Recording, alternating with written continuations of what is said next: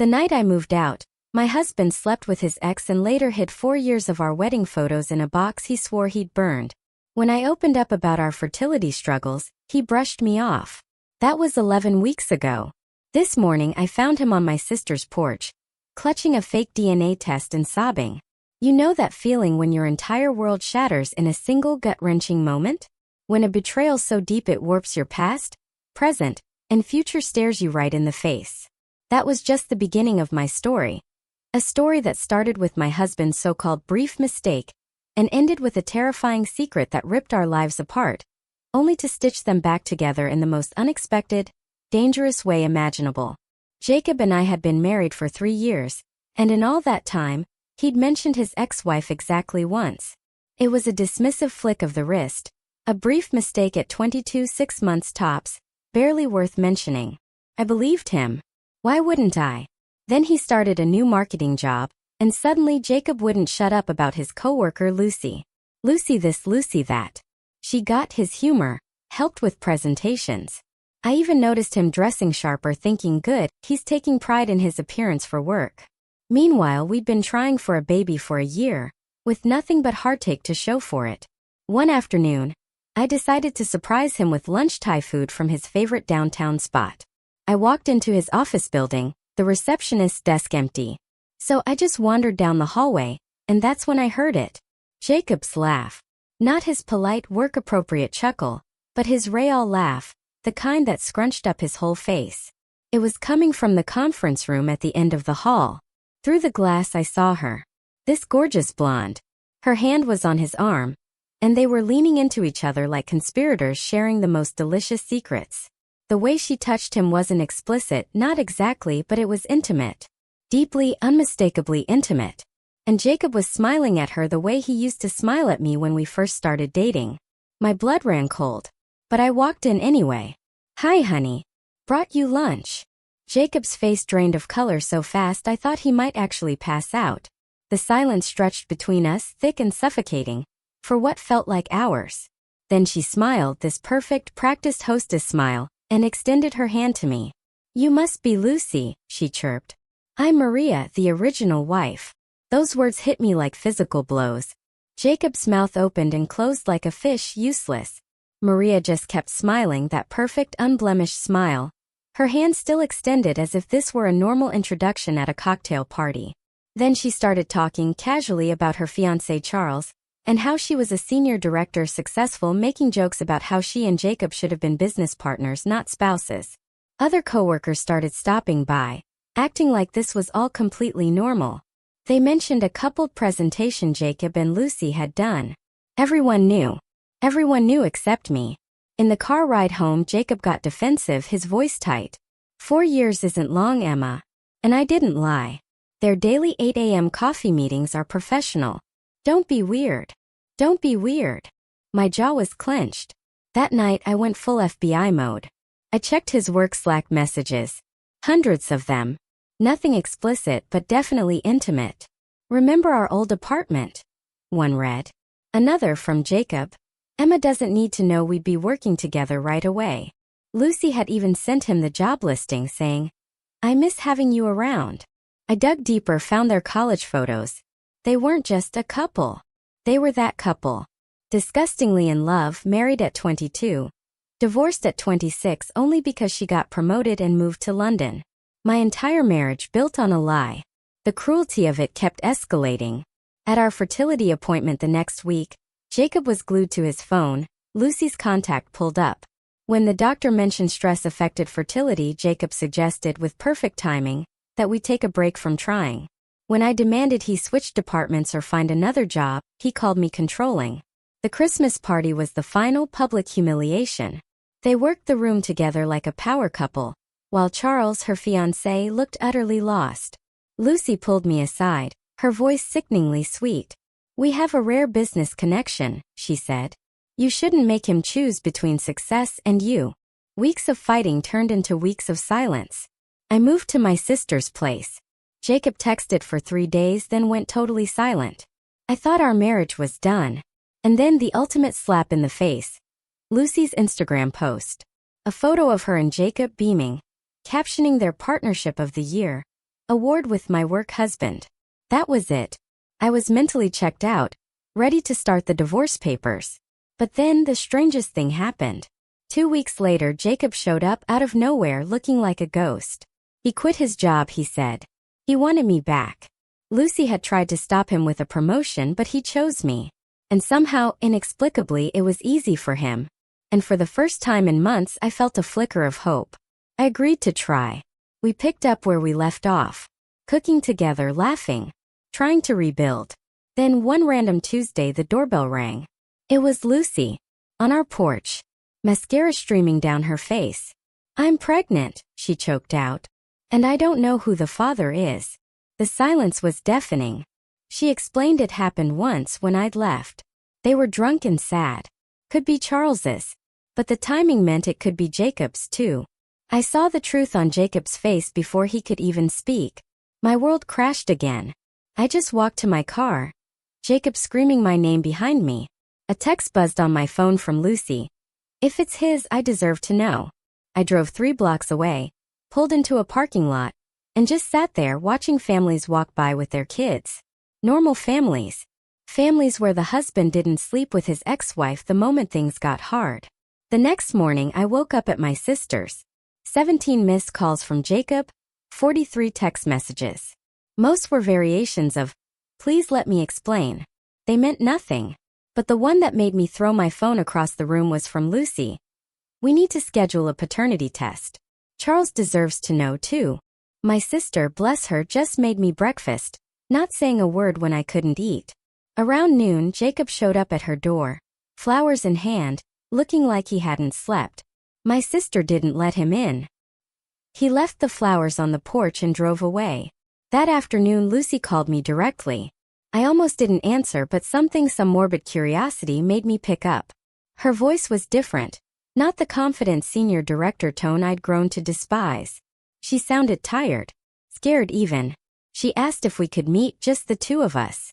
Against every screaming instinct, I agreed. We met at a coffee shop downtown.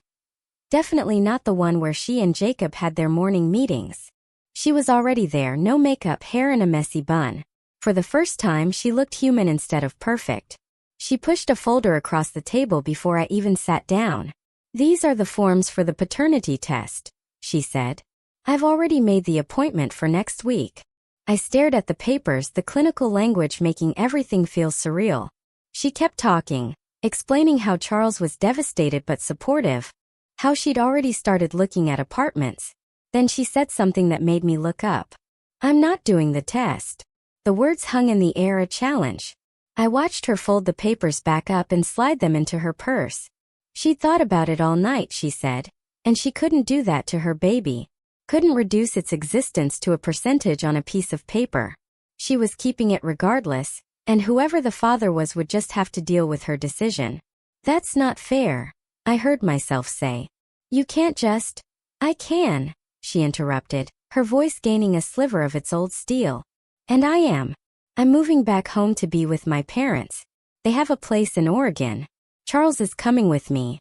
We're going to raise this baby together. And if it turns out to look exactly like Jacob in a few years, well, we'll cross that bridge then. I sat there speechless as she gathered her things.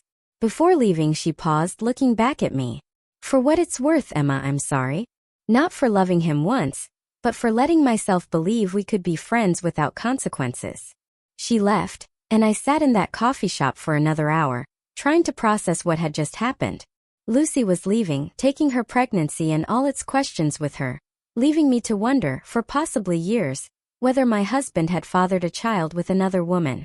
When I got back to my sister's, Jacob's car was in the driveway. He was sitting on the porch steps, head in his hands. He looked up when he heard me approach, and I saw he'd been crying. Real tears. Not the manipulative kind I'd seen him use in arguments before. She told me, he said, his voice raw, about not doing the test. About leaving. I stood there, keys in my hand, not moving closer.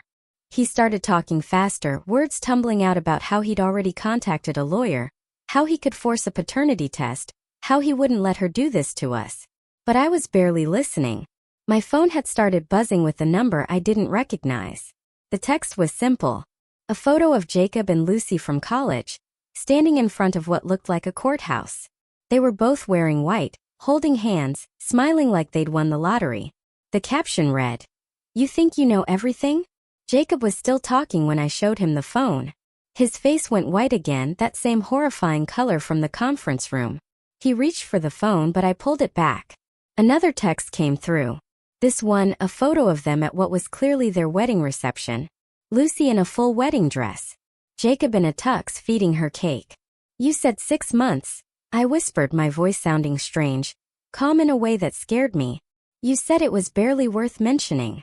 He started stammering about how it wasn't a real wedding, just a courthouse thing. How they were young and stupid. But more photos kept coming. Their honeymoon in Hawaii. Their first apartment. Christmas with her parents. 4 years of a life he'd reduced to a footnote. A lie so deep it felt like it had consumed my own reality. "I have all of these," he said desperately. "In a box in the garage. I kept them because... I don't know why I kept them, but I never looked at them, Emma, I swear I never." "You said you destroyed them." My voice was eerily steady. "When I asked about photos, you said you destroyed everything." More texts arrived. These were different. Screenshots of emails between Jacob and Lucy from just last month, before I'd found out about their past. Him complaining about our fertility struggles. Her offering comfort. Him saying he missed having someone who understood him. I left him on the porch and went inside. My sister took one look at my face and poured me a glass of wine. I showed her the texts, and she cursed creatively for 5 solid minutes. We tried calling the number, but it went straight to a generic voicemail. Whoever was sending these wanted me to see them but didn't want to talk. That night I made a decision. I went back to our house while Jacob was at work. I needed clothes and some documents, but mostly I needed to see this box he'd mentioned. I found it exactly where he'd said, pushed behind old camping gear we never used. The box was bigger than I'd expected. Not just photos but letters, ticket stubs, a dried corsage from some dance. Their entire relationship, preserved like a museum exhibit. At the bottom, wrapped in tissue paper, was a wedding album. Professional photos of a ceremony that was definitely not just a courthouse thing. There were at least 50 guests, a 3-tier cake, Lucy in a designer dress that probably cost more than our car. I was sitting on the garage floor, surrounded by the physical evidence of my husband's real first marriage, when my phone rang. It was my doctor's office, calling about test results from my last visit. I'd been so distracted by everything that I'd forgotten about the blood work they'd done. "Congratulations, Mrs. Patterson," the nurse said, her voice bright. "Your pregnancy test came back positive. Based on your levels, you're about 6 weeks along." I hung up without saying anything. 6 weeks. Right around when I'd left Jacob the first time. When he'd been hammered and sad. And Lucy had been there to comfort him. The timing was a sick joke. I was pregnant with the baby we tried so hard for, while his ex might be pregnant with his child from a one-night mistake. I spent the next 3 weeks in a haze. Jacob tried everything to get me to come home. Flowers arrived daily at my sister's. He wrote letters explaining his side, each one more desperate than the last. He even got his mother to call me, though she hung up pretty quickly after I explained the situation. The anonymous texts kept coming. More photos, more emails, more evidence of a relationship that was way more than 6 months. Whoever was sending them had access to things from their entire relationship, college photos, wedding pictures, even some from after their divorce that showed them meeting for coffee, for lunch, for drinks. Lucy, true to her word, had vanished. Her social media went dark. The company announced she'd taken a position with their Portland office. Charles changed his relationship status to "it's complicated," and then disappeared too. It was like they both just evaporated, taking all the answers with them. I was at my 12-week appointment staring at the ultrasound screen when the nurse asked if my husband was coming. I'd been going to appointments alone, not ready to tell Jacob about the pregnancy yet. But sitting there watching that tiny heartbeat on the screen, I realized I couldn't do this alone. This baby deserved better than parents who couldn't even be in the same room. I texted Jacob a photo of the ultrasound. His response was immediate. "Is this real?" We met at a park neutral ground. He cried when I confirmed the pregnancy. Real tears of joy that made my chest hurt. He talked about names, about turning the spare room into a nursery, about being the father he'd always wanted to be. I let him talk, let him dream before bringing up the elephant in the room. What if Lucy's baby is yours too? He stopped mid-sentence about crib shopping. We sat in silence for a long time watching kids play on the swings. Finally, he said something that surprised me. I hired a private investigator. The PI had been tracking Lucy's movements, trying to find a way to force the paternity test. But what he'd found was more interesting. Lucy had been to 3 different doctors in the past month, all for pregnancy-related appointments. The dates he'd gathered suggested she was further along than she'd claimed, maybe 8 weeks instead of 6, which would mean, "It might not be mine," Jacob said quietly. "The timing, if she's 8 weeks, that's before we." But we both knew that was just hope talking. Pregnancy dating wasn't exact. A 2-week difference didn't mean anything definitive. We were still stuck in limbo, waiting for a truth that might never come. That's when my phone buzzed with another anonymous text. This time it wasn't a photo. It was a message. "Ask Lucy about the fertility clinic." Jacob grabbed the phone before I could stop him. We both stared at the words, trying to make sense of them. What fertility clinic? Lucy had gotten pregnant accidentally, hadn't she? Or at least that's what she'd claimed. I called Lucy's old assistant, who'd always been friendly with me. She was hesitant at first, but when I mentioned the fertility clinic, she got quiet. Then she told me something that changed everything.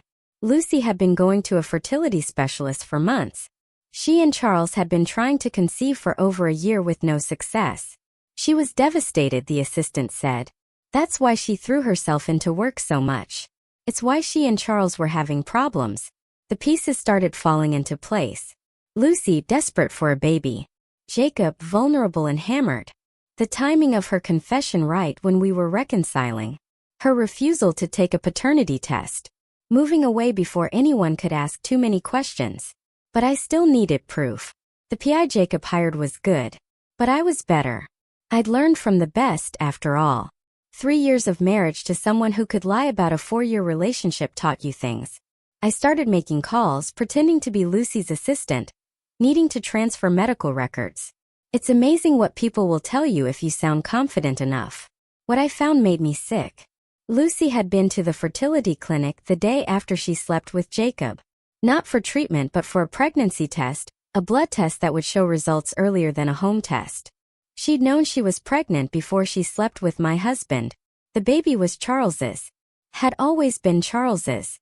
But she'd seen an opportunity, and she'd taken it.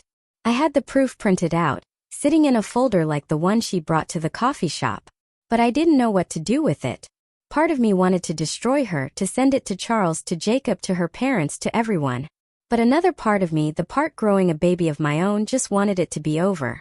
That's when the final text came through. This time there was a return number that didn't go to voicemail. When I called, a familiar voice answered. "Hello, Emma." It was Charles. He'd been sending the photos, the evidence, everything. He'd known about Jacob and Lucy's past all along. He'd found the photos when they moved in together. He'd suspected something was happening between them at work. Had hired someone to watch them. When Lucy announced her pregnancy and tried to claim it might be Jacob's, he'd snapped. "I know the baby's mine," he said, his voice broken. "The timing doesn't work for it to be anyone else's." But she wanted him. She's always wanted him. I was just the consolation prize. He'd been sending me evidence to hurt her the way she'd hurt him, to destroy the fantasy she'd built around Jacob, to make sure I knew exactly who I was married to and who she really was. But sitting there, listening to his broken voice, I realized we were all just collateral damage in Lucy and Jacob's inability to let go of the past. I thanked Charles for the truth and hung up. Then I did something that surprised even me. I drove to Jacob's hotel, the folder of evidence in my hand. He opened the door looking hopeful, probably thinking I was there to reconcile. Instead, I handed him the papers. I watched him read through everything, watched the realization dawn on his face. Lucy had played him. Played us both. The baby wasn't his. Had never been his. She just wanted to blow up our marriage, to have one last chance to mean something to him. "I'm keeping our baby," I told him, my voice firm. "But I'm done with you. With her. With all of this drama." He tried to argue, to say that now that we knew the truth we could move forward. But I was already walking away because the truth was it didn't matter whose baby Lucy was carrying. What mattered was that when things got hard, when we were struggling, Jacob's first instinct was to turn to her. What mattered was that he'd lied about their past, minimized it, hidden it until it exploded in our faces. I filed for divorce the next week. Jacob fought it at first, but when I made it clear I'd go for full custody if he pushed me, he backed down. We worked out a custody agreement that would let him be involved with our baby, but kept our lives separate. He moved to a different department at work, finally making the change I'd begged for months earlier. Lucy had her baby 3 months later. A girl, according to the birth announcement her mother sent to everyone they knew. The photo showed Charles holding the baby, Lucy nowhere to be seen in the announcement. My sister heard through the grapevine that they had separated, that Lucy was raising the baby alone in Oregon while Charles stayed in Portland for work. I had my son 2 months after that. Jacob was there for the birth, holding my hand through contractions despite everything. When the nurse placed our baby on my chest, I saw Jacob cry for the 3rd time in our entire relationship. He whispered promises to our son about being a better man, a better father than he'd been a husband.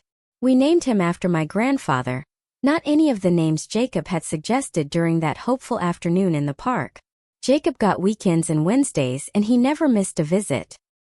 He turned into a good father, attentive and loving in a way he'd never been as a husband.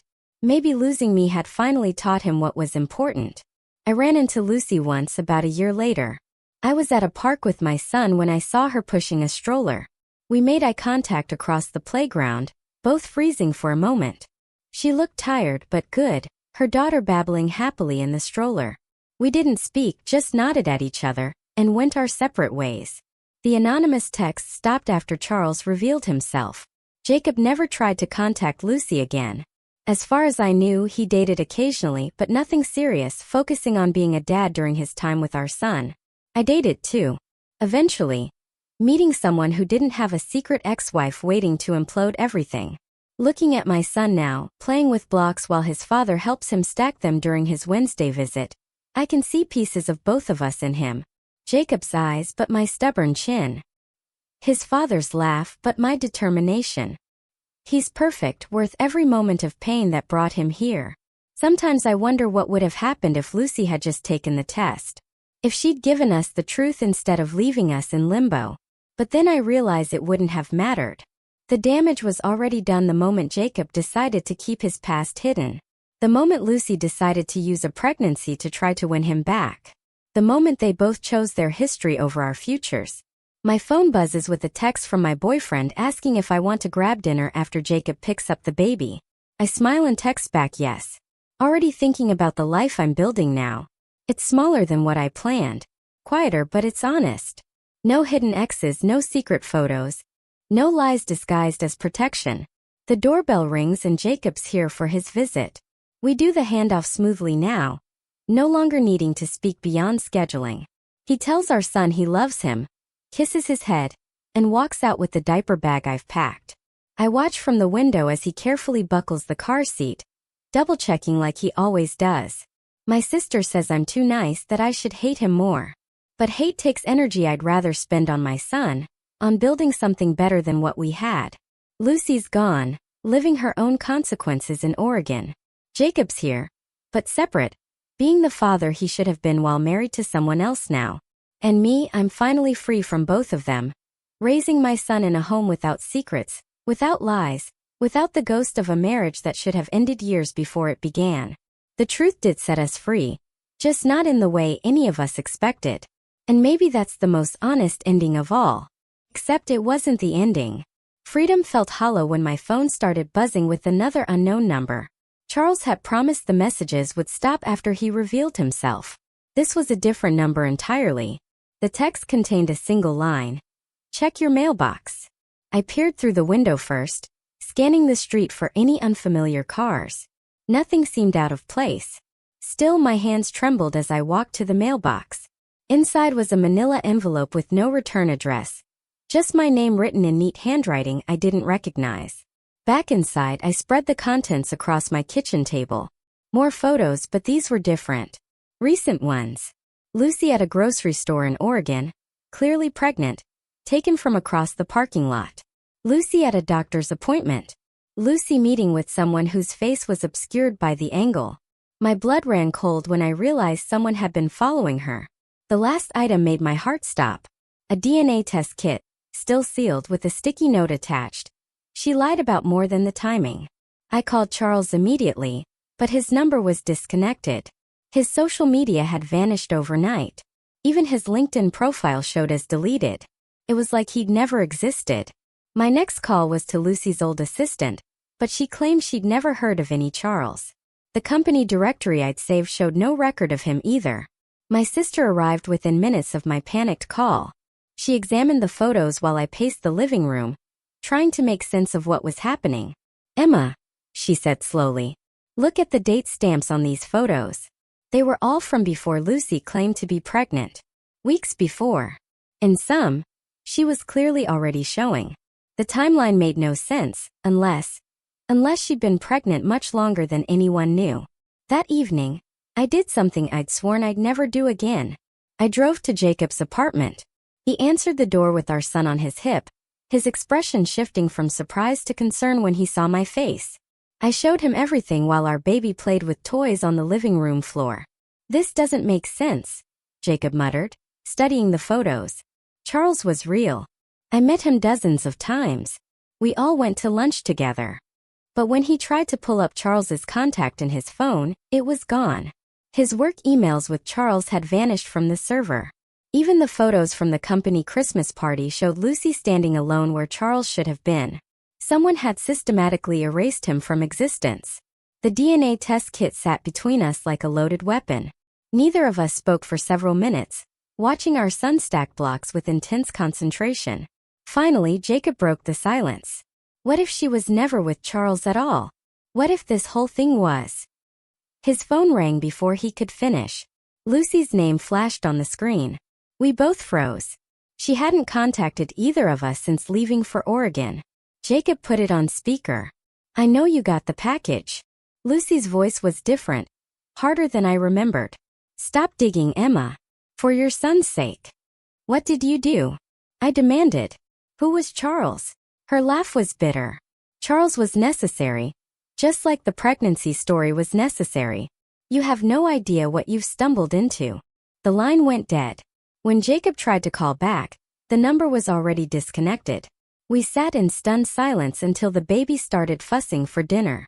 I fed him while Jacob ordered takeout, both of us trying to process what had just happened. Over Chinese food, we pieced together what we could remember. Charles had appeared in Lucy's life right around the time she'd started working closely with Jacob again. He'd been perfect, almost too perfect, successful, handsome, understanding about her work relationship with her ex-husband. Never jealous, never questioning. "The fertility clinic," I said suddenly. "Your PI found records of her going to a fertility clinic. But what if it wasn't for fertility treatments?" Jacob pulled out his laptop and started searching. Most fertility clinics also offer prenatal care. If Lucy had been pregnant longer than she claimed, she could have been hiding it, going for secret appointments while pretending to struggle with conception. My phone buzzed. Another unknown number. This time it was a video file. Lucy sitting in what looked like a hotel room, speaking directly to the camera. The timestamp showed it was recorded 3 days ago. "Emma, by the time you see this, I'll be gone. Really gone this time." Her voice was tight with desperation. What I did was wrong, but it was the only way. The baby isn't Jacob's. It was never Jacob's. But it's not Charles's either, because Charles was never real. I hired him. An actor. Someone to play a part. I gripped Jacob's arm as she continued. "I've been pregnant for 7 months. The father is. It doesn't matter who he is. What matters is that he's dangerous. The kind of man who doesn't let go. I needed to disappear, but he was watching me. So I created a story that would make sense.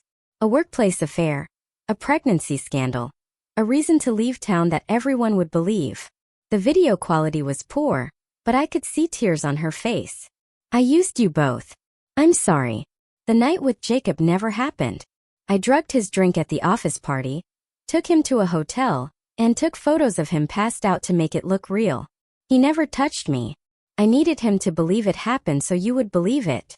I needed the drama, the scandal, something big enough that my leaving would seem like running from shame instead of running for my life. Jacob's face had gone pale. He grabbed his phone, scrolling through his photos from that night. There were hours missing from his memory. Gaps he attributed to drinking too much, but he rarely drank to excess, especially at work events. Lucy's message continued. The anonymous messages were me. I'm sorry, Emma. I needed you to hate me to hate Jacob. To be so caught up in your own drama that you wouldn't question why I was really leaving. Charles was supposed to send them to play the wrong fiancé, but he got cold feet. Actors aren't used to real consequences. She leaned closer to the camera. Don't look for me. Don't try to find the truth about the father. Just know that your baby is Jacob's only child. The DNA test in that package, it's fake. I sent it to throw you off if you got too close. Be happy, Emma. Be the family I pretended to threaten. And forget I ever existed. The video ended. We sat in silence, processing what we just learned. Everything had been a lie, but not the lie we thought. Lucy hadn't been trying to steal Jacob back. She'd been using us as cover for her escape from someone else entirely. The photos of our wedding, Jacob said slowly. How did she get those? I really did destroy them years ago. I thought about the box in the garage, the one I'd found with all their memories. Maybe she kept copies. Maybe she'd been planning this for longer than we think. Over the next few days, we tried to verify Lucy's story. The actor playing Charles had vanished, but Jacob found a casting website with his headshot under a different name. The hotel confirmed Jacob had checked in alone the night of the supposed affair, too intoxicated to stand properly. Security footage showed Lucy helping him to the room, then leaving 20 minutes later. The fertility clinic records were real, but when I called pretending to be Lucy's insurance company, they revealed she'd been coming for prenatal care, not fertility treatments. Her first appointment was 2 months before she'd started working with Jacob again. She planned all of this, I said, staring at the timeline we'd created on Jacob's kitchen wall. Getting the job where you worked, becoming your friend again, setting up the whole scandal. But why? Who was she running from? That answer came from an unexpected source. Maria, the real one who'd introduced herself as the original wife that day in the conference room, called me out of the blue. She was Lucy's cousin, had been visiting the office that day, and her comment about being the original was a family joke gone wrong. She'd heard about Lucy's sudden departure and was worried. Lucy was involved with someone before she came back, Maria told me over coffee. She never told me his name, but she was terrified of him. Changed her phone number 3 times, moved apartments twice. When she got pregnant, she panicked. Said he could never know about the baby. The pieces finally clicked into place. Lucy had orchestrated an elaborate deception to protect herself and her child. She'd used her history with Jacob, knowing it would create a believable scandal. She'd manipulated me into leaving him, knowing it would make her pregnancy confession more credible. Every single move had been calculated to create a story that would let her disappear without raising suspicions about the real reason. We were just props, I said to Jacob that night as we gave our son a bath. In her escape plan, we were just convenient props. But understanding Lucy's motives didn't undo the damage. Trust, once broken, isn't easily repaired. Jacob and I tried counseling, tried to rebuild what her lies had destroyed. Some days were better than others. We'd laugh at something our son did, and for a moment it felt like before. Then one of us would remember, and the walls would go back up. The DNA test kit still sat in my drawer, unused. Part of me wanted to send it to Lucy, to force her to prove her story. But what would be the point? Whether she'd lied then or was lying now, the result was the same. Our marriage had become collateral damage in someone else's war. 3 months after Lucy's video confession, I was at the park with my son when I noticed a man watching us. He was well-dressed, sitting on a bench with a newspaper, but his eyes kept drifting to where we were playing. My maternal instincts kicked in immediately. I casually gathered our things and headed for the car. He followed. Not obviously, but I'd learned to pay attention after everything with Lucy. He stayed 3 cars back, made every turn I did. My heart pounded as I drove to the police station instead of home. He disappeared as soon as I pulled into the parking lot. I filed a report, but without a license plate or clear threat, There wasn't much they could do. The officer suggested it might be related to my divorce proceedings. Maybe a private investigator. But something in my gut said otherwise. That night I called Jacob and told him about the man. He came over immediately, insisting on staying on the couch. For the first time in months I was grateful for his presence. We double-checked all the locks, installed a new security system the next day. But the feeling of being watched persisted. A week later Maria called again.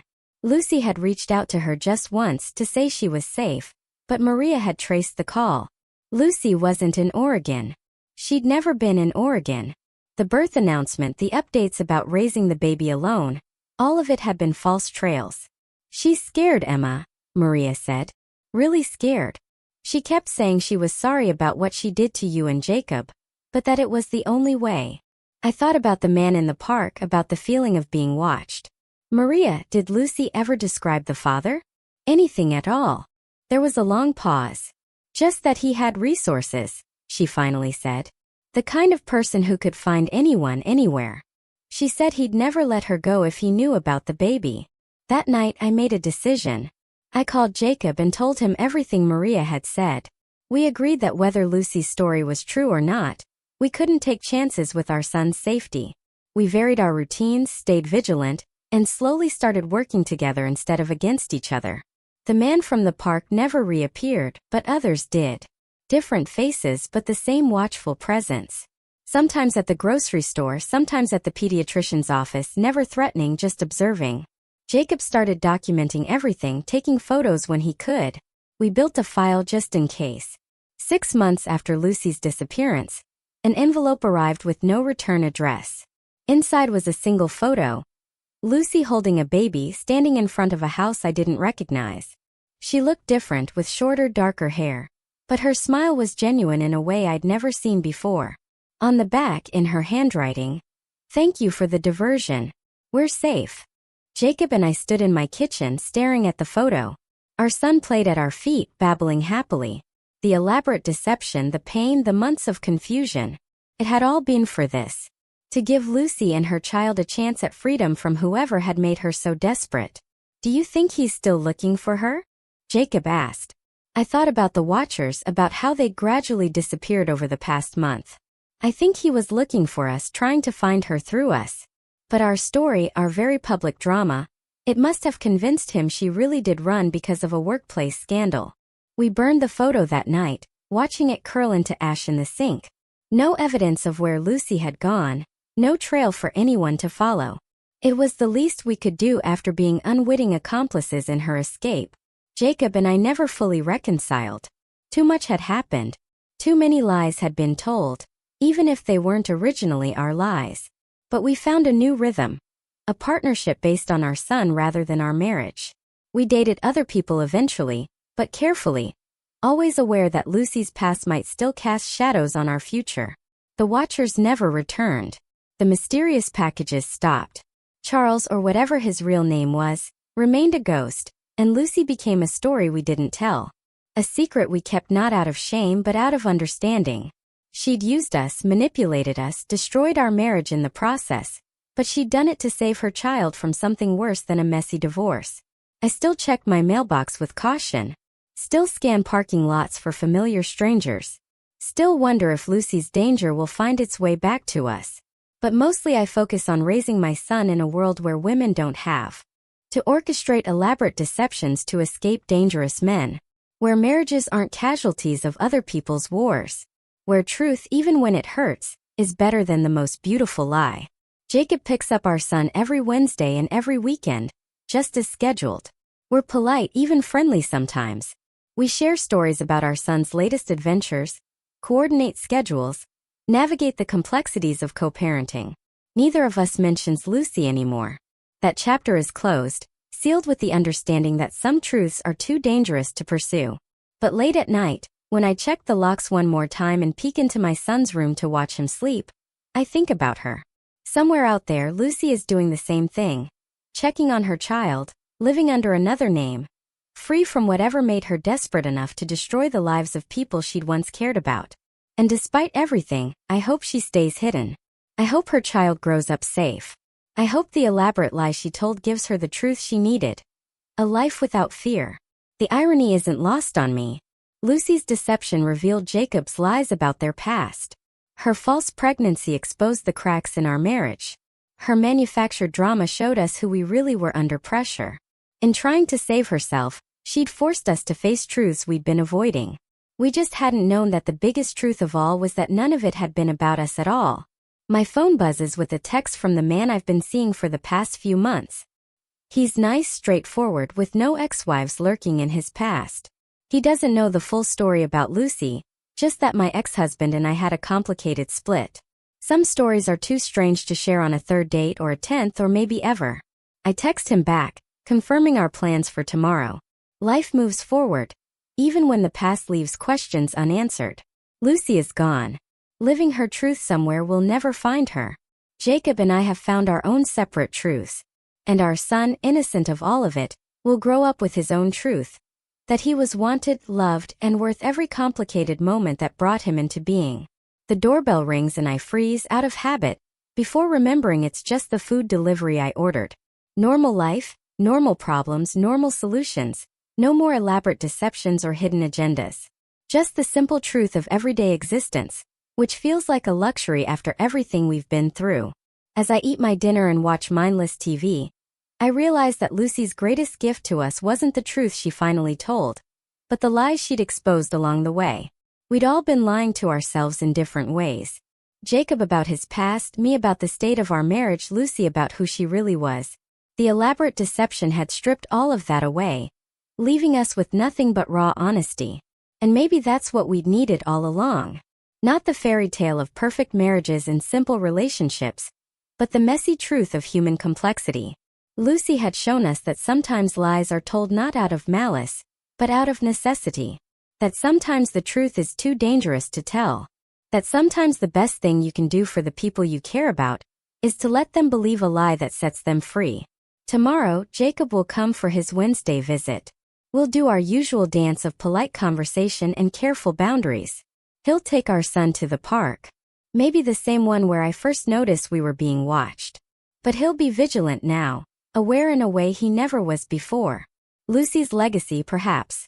The knowledge that danger can wear a familiar face, that trust must be earned and re-earned, that love alone isn't always enough to keep us safe. The next morning, I woke with a queasy stomach that had nothing to do with last night's takeout. I barely made it to the bathroom before throwing up, my sister holding my hair back while making concerned noises. She suggested food poisoning, but something felt different. The nausea came in waves. Worse in the morning, better by afternoon. 3 days of this pattern made me drive to the pharmacy. I bought 5 different pregnancy tests, telling myself I was being paranoid. But sitting on my bathroom floor 20 minutes later, staring at 5 positive results, paranoia turned into shock. The timing lined up with those desperate weeks after leaving Jacob, before Lucy's bombshell arrival. My hands shook as I called my doctor's office for confirmation. The blood test came back the next day. 8 weeks pregnant. 8 weeks of carrying a baby while my world imploded around me. 8 weeks of stress and drama that couldn't have been good for the tiny life growing inside me. I sat in my car outside the clinic trying to process this new reality. My phone buzzed with another unknown number. This time the message was different. The paternity results are in. Check your email. My heart hammered as I opened my email. There it was, from a lab I didn't recognize, with Lucy's name and Jacob's listed as potential father. The results were clear. 0% probability of paternity. Jacob wasn't the father of Lucy's baby. He never had been. But something felt wrong. The lab's logo looked off. The formatting strange. I forwarded it to Jacob without comment, then drove to his apartment. He was already on his laptop when I arrived, our son napping in his playpen. "This is fake," Jacob said immediately. "Look at the case number. It doesn't match any format I've seen, and this lab doesn't exist." I checked. We spent the next hour researching, finding nothing about the supposed testing facility. Another manipulation. Another lie. But why send fake results showing Jacob wasn't the father? If Lucy wanted to maintain her cover story, wouldn't she want us to keep believing he might be? My phone rang. Lucy's number, but when I answered, it was a man's voice. deep, controlled, with an accent I couldn't place. "You received my message," he said. It wasn't a question. "Who is this?" "Someone who's been looking for Lucy for 7 months. She's very good at hiding, but not good enough. I know about the baby." "My baby." My blood turned to ice. Jacob grabbed the phone, putting it on speaker. "If you're the father, why the elaborate deception?" Jacob demanded. The man laughed, a sound without humor. "Because Lucy is clever. She knew I'd never let her leave with my child, so she created a scandal, a reason to run that had nothing to do with me. But I'm patient. I waited. I watched, and now I know the truth." "We don't know where she is," I said quickly. "No, but you'll help me find her. Or I'll make sure everyone knows exactly what kind of man Jacob Patterson really is." The photos Lucy took that night at the hotel, they're quite compromising, even if nothing happened. "Your new boyfriend might be interested too, Emma."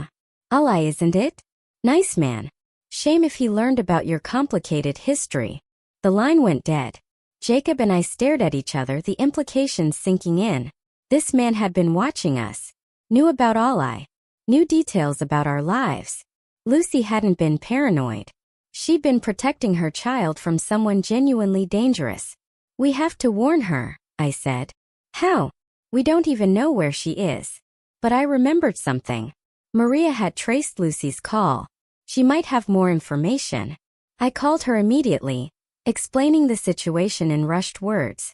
Maria went quiet for a long moment. "Lucy gave me an emergency contact," she finally said. "Made me promise to only use it if her life was in danger. I think this qualifies." She gave me a number with an area code I didn't recognize. When I called, it rang once before an automated voice said, "Leave a message after the tone." "Lucy, it's Emma. He called us the real father. He knows about the baby, knows you lied.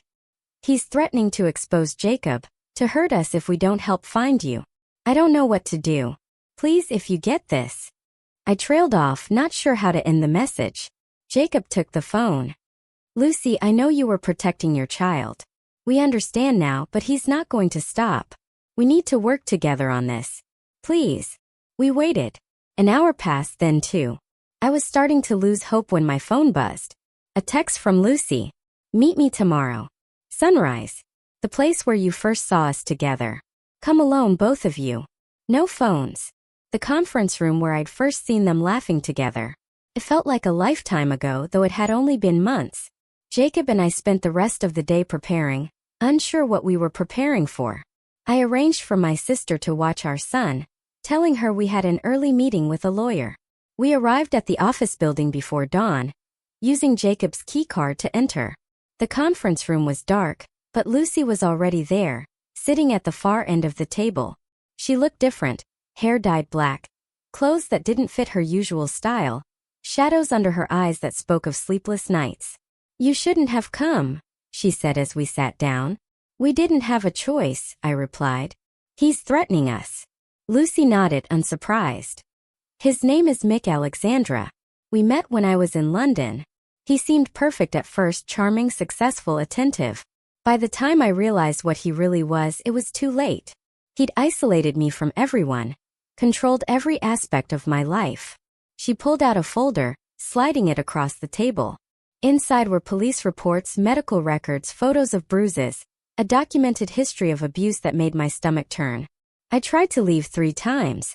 Each time he found me. The last time he nearly killed me. That's when I knew I had to be smarter. I came back here thinking an ocean would be enough distance. When I found out I was pregnant, I panicked. He'd never let me go if he knew about the baby. "So you created an elaborate lie," Jacob said, the pieces of his past falling into a horrifying new context. "I created a believable reason to disappear. The affair, the pregnancy scandal, the paternity question. It was all designed to make him think I'd run for different reasons. And it worked. For 7 months, it worked." "What changed?" I asked. "You started digging too deep. The fake Charles, the timeline inconsistencies. I knew eventually someone would piece it together. So I tried to give you enough truth to make you stop looking. But McAlexandra must have been watching the whole time, waiting for cracks in the story." A sound in the hallway made us all freeze. Footsteps getting closer. Lucy's face went white. He's here, she whispered. He must have followed you. The door opened and a man walked in, tall, impeccably dressed, with cold eyes that seemed to catalog everything at once. He smiled when he saw Lucy, the expression not reaching his eyes. Hello, darling. You've led me on quite a chase. Lucy stood, positioning herself behind the table. How did you find me? I never lost you. I simply waited for you to make a mistake. Using your ex-husband as cover was clever, but you've always been too sentimental. I knew you'd eventually try to make amends. He turned to us. Mr. and Mrs. Patterson, thank you for your assistance. You can go now. We're not going anywhere, Jacob said, standing. McAlexandra's smile widened. How noble. But this is between Lucy and me. Our child deserves to know its father. You mean the child you'll use to control her forever? I found myself saying. The child you'll hurt to keep her in line? His eyes flicked to me, assessing. You know nothing about our relationship. I know enough. I pulled out my phone, showing him I'd been recording the entire conversation. I know you just admitted to stalking her, following her across continents. That's enough for a restraining order at minimum. You're recording this? Lucy asked, hope creeping into her voice. Since the moment he walked in, I confirmed. And it's uploading to the cloud in real time. So whatever you're planning, McAlexandra, know that there's evidence. His face darkened. You have no idea who you're dealing with. Neither do you, Jacob said, his voice steady. See, Lucy's not alone anymore. She has witnesses. She has proof. And she has people willing to stand up for her.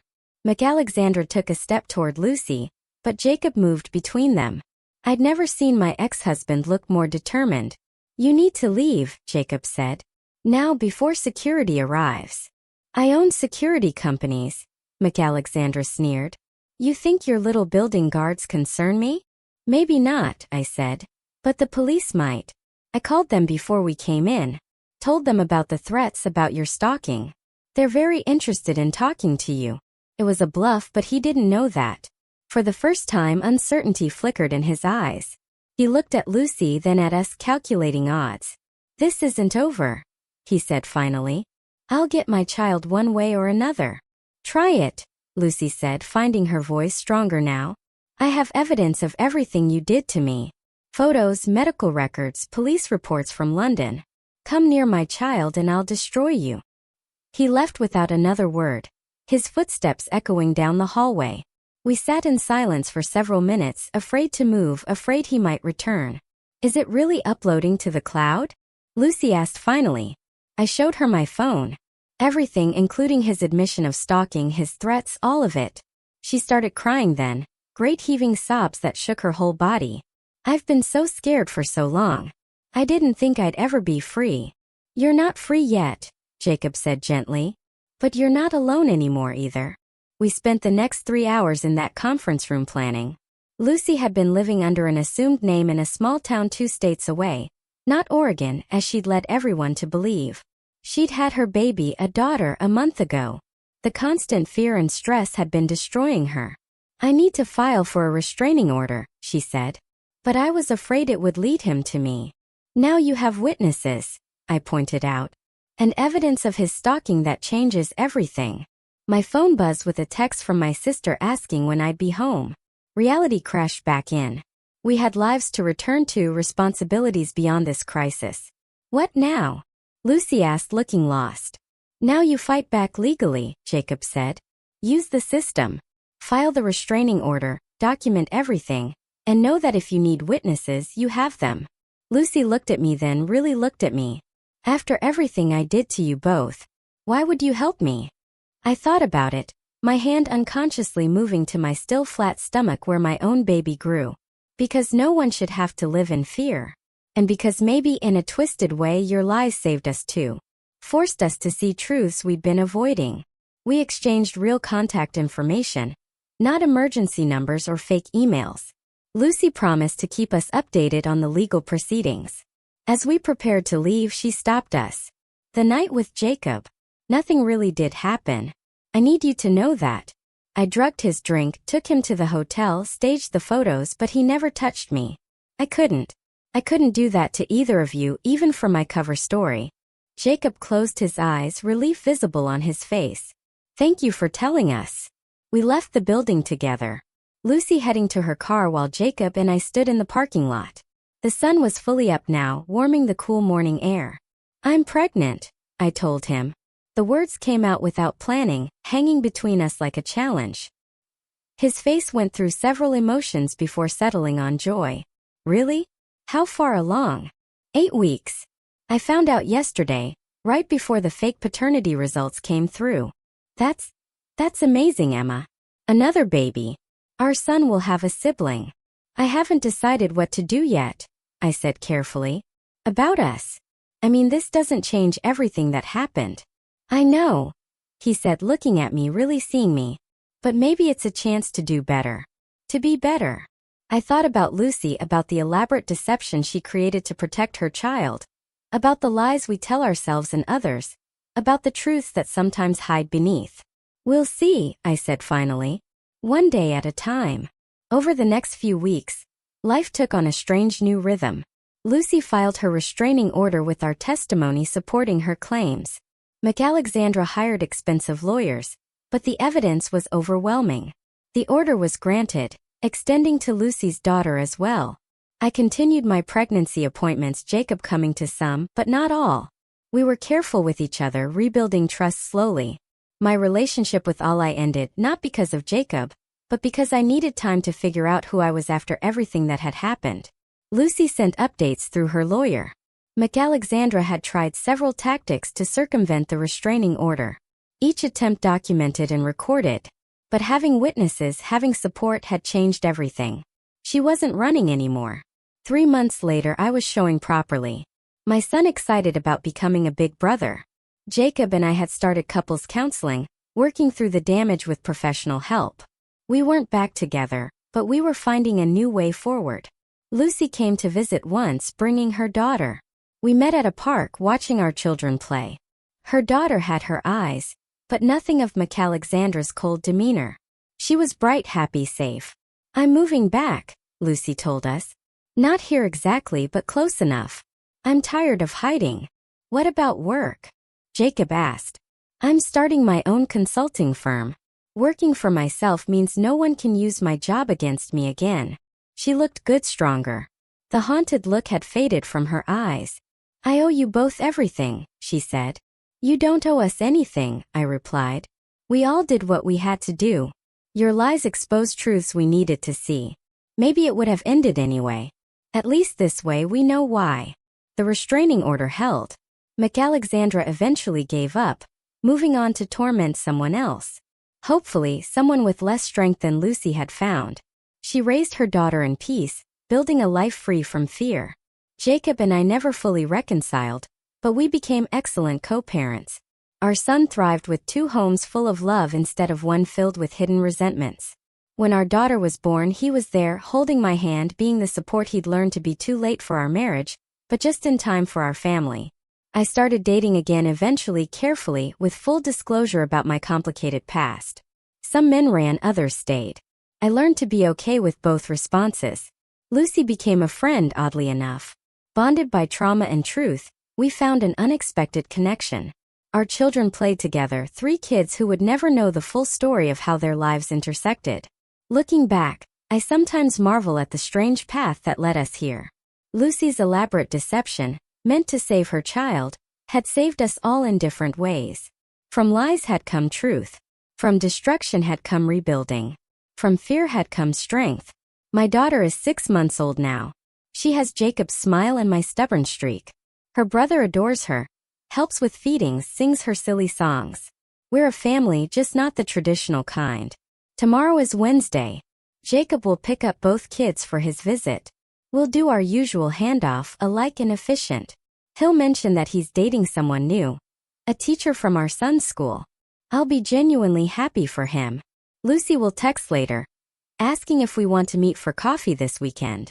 Her daughter is walking now, getting into everything. We'll laugh about toddler chaos while keeping one eye always watching. A habit born from harder times. The truth did set us free eventually, just not in any way we could have imagined when this all began. But maybe that's the most honest ending of all. Messy, complicated, imperfect, but real. My phone buzzes. Another appointment reminder. Life moving forward one small moment at a time. No more elaborate deceptions or hidden truths. Just the simple complexity of lives intertwined by chance, choice, and the lengths we'll go to protect the ones we love.